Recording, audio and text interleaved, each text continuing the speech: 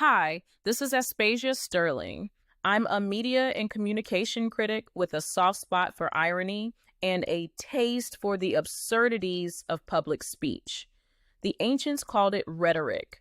Today, we just call it spin, spectacle, and sound bites.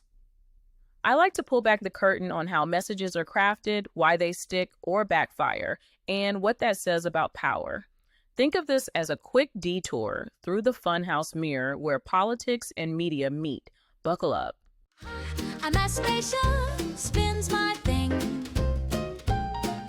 Spectacles, sound bites, and media. Let's stop for a moment and ask, what does it mean when the state can peer into your phone, track your car, or scan your face in a crowd? Because that's where we are right now. ICE, under Trump's renewed policies, has bought Israeli spyware that can infiltrate encrypted apps, contracts with companies that collect billions of location pings every single day, and biometric tools that can pull your identity from a glance. Now, you might say, well, isn't this just about undocumented immigrants? That's the spectacle. That's the show. Debord warned us power thrives by staging images, dramas, crises. We are told there is a border invasion, a wave of dangerous outsiders. That picture is flashed before our eyes so often that it feels real. But here's the trick. Once the tools exist, they don't stop at immigrants. They spill over. They monitor everyone. Michel Foucault gives us the language for this. He calls it panopticism. It's the sense that you could always be watched. So you start disciplining yourself. ICE doesn't need to be at every corner.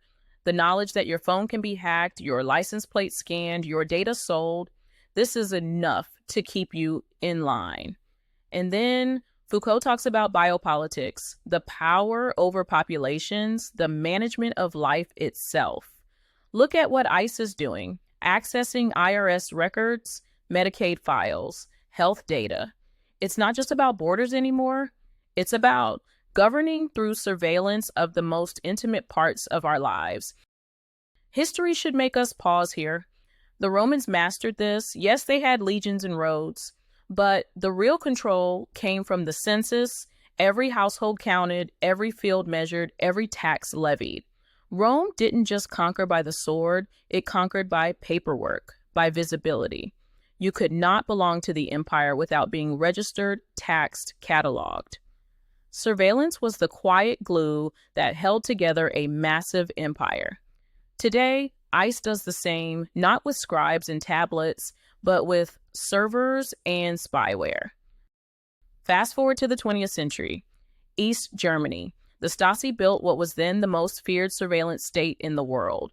One informant for every 60 people. Neighbors reporting on neighbors. Friends whispering about friends. But here's the key. The Stasi needed armies of informants. ICE doesn't. Why? Because your smartphone is the informant. It logs your movements, your calls, your networks, and with the contracts ICE now has, all of that can be accessed, purchased, weaponized. The Stasi had to knock on doors. ICE can tap into an app. So here's the question we have to wrestle with. How long before the immigrant's fear becomes everyone's fear, before the Panopticon no longer needs walls because we carry it in our pockets? Foucault shows us how surveillance disciplines us. Debord shows us why we tolerate it, because we've been sold a spectacle. Put them together and you see what's happening right now. The government isn't just watching us, it's shaping us, shaping what we believe, what we fear, even how we act when no one's around. And once you see that, the question becomes, are we content to live in a spectacle of fear? Or do we dare imagine something else? Spins my thing. Spectacles, sound bites, and media bling. Pulling back curtains, irony's queen. Where truth wears glitter and lies stay clean. Ha, I'm Aspasia, spins my